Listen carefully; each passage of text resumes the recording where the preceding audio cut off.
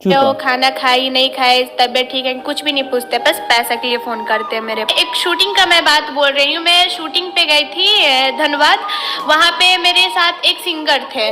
वो बोले कि तुम्हारे साथ मैं मतलब जो भी है आप समझ रहे हैं, मतलब मैं तुम्हारे साथ सोना चाहता हूँ।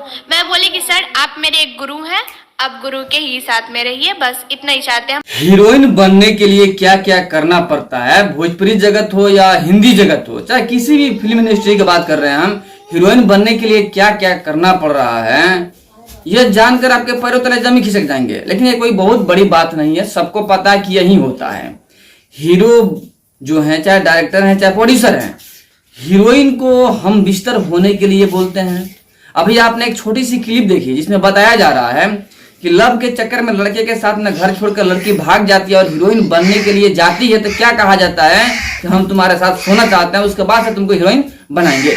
देखिए, जो आर्टिस्ट जो है ना, कलाकार जो हैं, इसी तरह से अपनी इज्जत को बर्बाद करते हैं। देखिए, माँ बाप जो शिक्षा देते हैं उसका फायदा उठा करके, माँ बाप जो छूट देते हैं उसका फायदा उठा करके ऐसी ऐसी घटिया लड़कियां जो हैं घर से निकल कर भाग जाती है। लेकिन बाहर जाने पर से जब चुनना लगता है, जब समाज से गालियां सुनने को मिलता है, तब पछतावा होता है, तब बताना शुरू करती है कि मेरे साथ में यह हो रहा है, मेरे साथ में वह हो रहा है। पहले सुधरने की कोशिश नहीं करती। अगर पहले सुधर जाए तो यह मामला ही ना हो।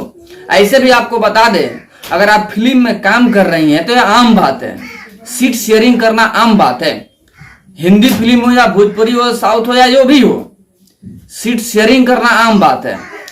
बेड शेयरिंग नहीं करती हैं तो वाकई आपको रोल मिलने वाला नहीं है, कोई आपको फिल्म में नहीं लेगा। सबको पता है, एक नहीं सबके साथ में सोना पड़ता है सभी हीरोइनों को, कोई बहुत बड़ी बात नहीं है। इसी में है कि कोई लड़कियां सामने आकर बोल देती है आप बीती, और कोई लड़कियां नहीं बोलती है, उससे लगा हमको आगे बढ़ना है, आगे जैसे भी हो अपनी बिस्तर शेयर करके आगे बढ़ा जाए, चाहे जैसे भी बढ़ा जाए, बस उसको बढ़ने से मतलब रहता है, अपनी इज्जत से कोई मतलब नहीं रहता है। ऐसे भी आपको बता दें, जब आप फिल्म में काम कर ही रही हैं तो भाई इज्जत तो जाना तय है, तो इज्जत जाएगा, नाम भी होगा, और नाम के लिए थोड़ा इज्जत गंवाना पड़ता है।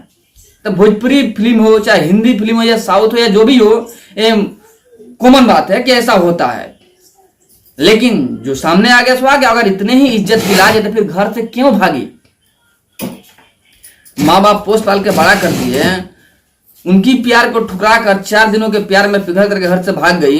अब जब धक्का लग रहा है तब सामने खुल के आ रही है कि मेरे साथ यह हो रहा है, वह हो रहा है।